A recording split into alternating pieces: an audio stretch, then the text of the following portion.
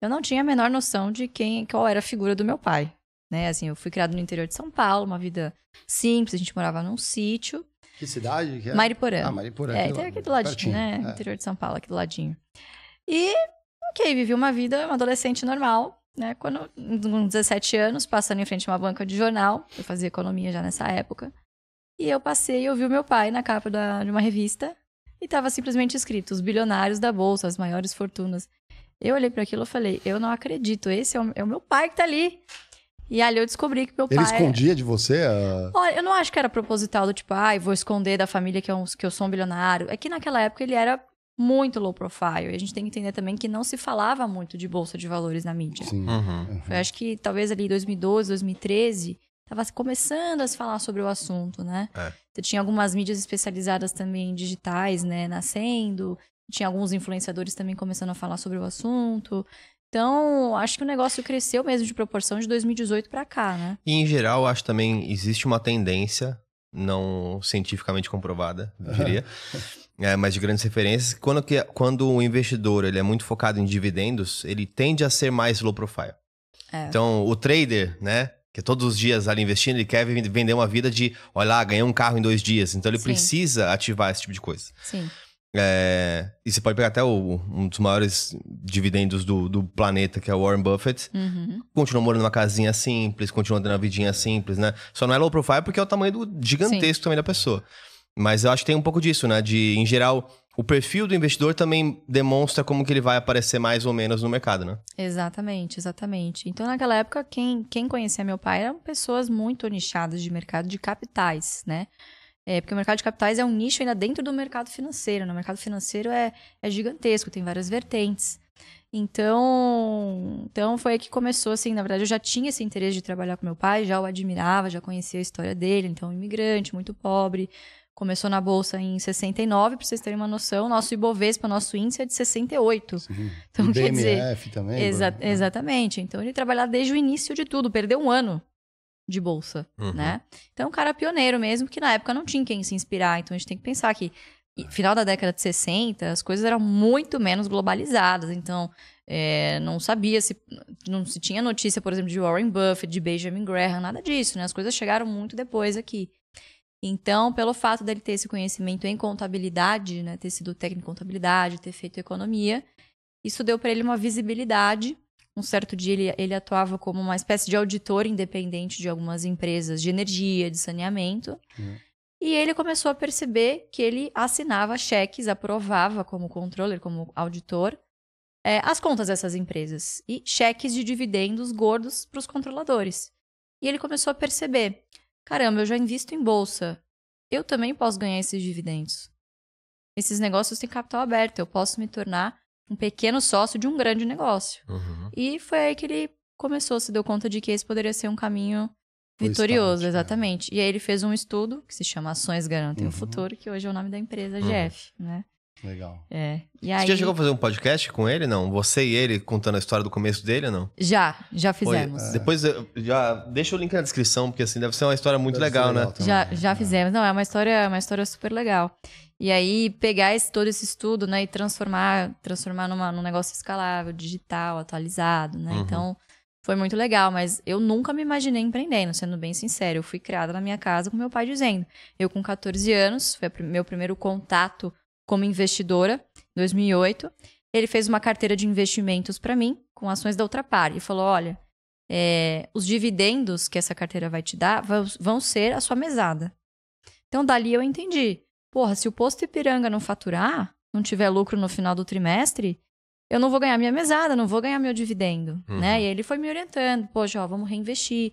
Ao invés de você gastar toda a sua mesada em besteira, vamos reinvestir. E me levava nas reuniões.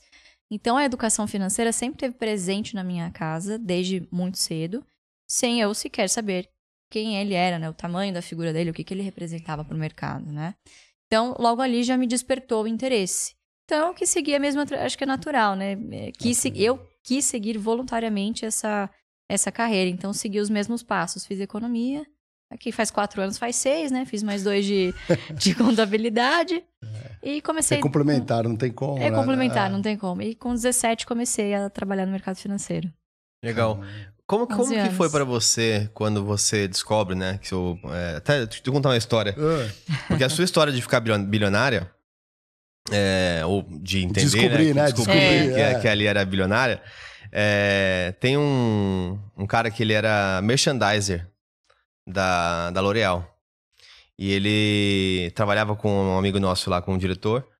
E aí um belo dia ele descobre... Sabe aquelas histórias que parecem fake, assim? Ah, sua tia deixou uma herança. De filme da... A dele era verdade. Caraca. Ele tinha uma tia na África do Sul Meu Deus, que tinha uma mina de diamantes. Meu Deus. E aí não tinha quem deixar. Ele chegou em São Paulo e falou assim, vou ter que pedir demissão.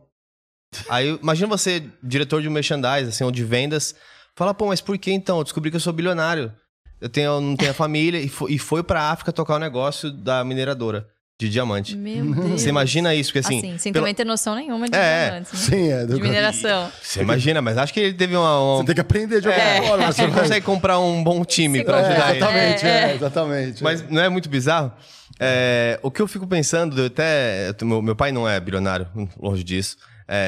Mas ele sempre tem uma empresinha pequenininha aqui na Zona Leste de São Paulo, inclusive. E eu sempre falei, né, depois que ele criou os filhos, eu falava pra ele assim, cara, agora vai descansar, né? Vai aproveitar um pouco mais. E ele era o cara que acordava às 7 da manhã pra trabalhar, trabalhava até às 9 da noite, é uma empresa pequena de metalurgia. E eu sempre falava assim, vai descansar, vai descansar. Agora, uns 2 anos pra cá, ele começou a parar de sexta-feira, meio-dia. Mas ainda assim, ele continua trabalhando. Você não tinha esse tipo de pensamento? Falou assim, nossa, mas vai fazer outra coisa, toca algum outro sonho. Como que foi essa relação? Óbvio, de admiração, também admiro demais meu pai. Mas você teve esse tipo de questionamento? Tipo, uma vez que você tem todo o dinheiro do mundo, poder fazer qualquer coisa no mundo? Olha, não muito, porque eu sempre vi meu pai como uma pessoa muito feliz e realizada. Então, eu acho que, principalmente agora, depois que a gente escreveu a autobiografia dele, eu tive a oportunidade de participar de todo o processo, né? Foram 18 meses. Eu comecei a perceber, né, que a origem das coisas. Então, a pobreza, ela deixa marcas muito individuais em cada um, né? Então, para vocês terem uma noção, ele começou na Bolsa de Valores, ele sempre diz isso. Não para ficar rico, para nunca mais voltar a ser pobre. Então, ele diz, eu nunca imaginei na minha vida ser um bilionário. Assim, isso não faz diferença para mim. Porque quando você tem todo o seu patrimônio em bolsa, e o seu foco é dividendo, muito do que você disse no início, você exorciza o patrimônio, porque isso pode diminuir de uma hora para outra, como aconteceu na pandemia, por exemplo. Foi a primeira vez que eu particularmente vi o patrimônio ir de bilhão para milhão. Então, a gente foi de praticamente 3 bilhões em patrimônio em bolsa para 900 milhões. A oscilação prejudicou. Exato. Se o investidor não tem, assim, cabeça para isso e se apega muito a esses números, você não sobrevive. Então, ele sempre deixou muito claro que, eu faço o que eu amo, eu não trabalho como uma obrigação. Eu já não precisava mais trabalhar há muitos anos. Ele fala que ele vai tricotar. Então, hoje, assim, hoje ele já delegou muitas coisas, né? A gente tem também, não só eu, mas a gente tem um time, né? De investimentos, enfim. Então, hoje, quando dá sexta-feira também, ele vai pra Mariporã, que a gente tem ainda a casa lá, que ele gosta muito, passa o final de semana, joga tênis com os amigos. Então, hoje ele usufrui muito mais. Mas dizer, por exemplo, assim, ele nunca foi um cara que se encantou em comprar barco, avião, jatinho, nada disso. Acho que essa vida simples e confortável já o deixava muito feliz. Mas para mim o que pegava muito é essa questão do legado, né? De levar adiante. Eu tenho muitos amigos também que são herdeiros e que, ao contrário, assim, quando se fala de tocar o negócio do pai, arrepia, porque leva como uma obrigação, como um negócio chato, que não tem vocação. E acho que muito também da criação, né, do patriarca, enfim, que criou o negócio. Acho que existe uma pressão natural sobre o sucessor. No meu caso, não, assim, soube levar de uma forma muito leve e me fez encantar sobre o negócio de ações. Então, eu não me imagino hoje fazendo outra coisa, né? Então, quando a gente começou a empreender com a AGF, para ele foi um choque. Ele falou, você tá ficando maluca? Você vai largar aqui, imagina, a carreira, a gente já tava tudo combinado aqui, você ia tocar minha carteira, os negócios e tal. Eu falei, não, pai, vou continuar fazendo isso, né? Porque eu trabalhava como analista na época, em uma corretora. E nas horas vagas, depois das 18 horas, fazia o AGF, fazia os conteúdos, né? Comecei a fazer os conteúdos e tal. E isso muito nasceu da vontade dos sócios de, levar isso adiante, né? Porque é uma época que o marketing digital estava aflorando muito na parte de de finanças e a gente começou a perceber que existia o interesse genuíno das pessoas sobre dividendos, tanto de picareta que estava aparecendo no mercado e vendendo curso ruim, né, levando as pessoas a cometerem erros na bolsa, enfim. E o negócio nasceu muito naturalmente, assim, a gente nem percebeu o que estava fazendo, na verdade, sabe? Nasceu assim, da nossa vontade de levar o legado adiante. Então acho que é muito mais nesse sentido, viu, André? Os ciclos de investimento que vocês fazem também são mais longos? Eu pergunto isso porque a internet está aprendendo a investir com base em notícia, que primeiro, em uma grande parte, também já é direcionada, todo mundo sabe. E eu cheguei a ouvir algumas passagens e você falava que seu pai viajava com vocês quando vocês eram menores e visitava algumas empresas, né? Sim. Então, Klabin, tudo. Então, visitava de fato a empresa. Sim. Para esse nível de investimentos, que são ciclos mais longos, né? Você vai visitar, você vai conhecer, saber os planos. É muito mais que ler ali o release do que tá na parte de... Sim, do né? relações com o investidor. Relações com o investidor. Você continua ainda defendendo a tese de estar mais próxima das grandes empresas que você investe? Ou não? Hoje já é um pouco mais diversificado em relação a acompanhar os números de maneira mais digital? Como que tem sido essa integração, né, dessa nova comunicação, talvez, das empresas com quem investe, né? Porque com certeza tudo mudou. Não, tudo mudou completamente. De 5 anos para cá, as coisas se transformaram, né? As empresas se viram obrigadas a encorpar as suas áreas de relações com investidores, até porque a gente veio de menos de 1 milhão de investidores para mais de 5 milhões nesse ano. Então, você imagina, você tem empresas que têm mais de 1 milhão de investidores. Então, você precisa ter uma área robusta que se comunique de uma maneira muito mais fácil, muito mais acessível com o seu sócio, com o seu acionista. Porque hoje ainda não é muito incentivado, mas no dia de amanhã isso vai mudar e esse acionista vai votar na sua assembleia. Entende? Então, isso é uma coisa que a gente incentiva muito também. Isso é uma coisa que a gente incentiva muito também. Os investidores votarem, porque muito se cobra, mas pouco se faz no sentido de ir votar, comparecer. Ninguém quer aparecer nas reuniões de condomínio, né? Que é um negócio super chato. Exato. Então, até isso está se modernizando, né? Acho que depois da pandemia... Eletrônico, né? Tudo eletrônico, tudo por boletim de voto. Você preenche, manda para a empresa te orienta como você fazer. Então, antigamente você precisava de um procurador, de um advogado. As coisas eram caras, burocráticas.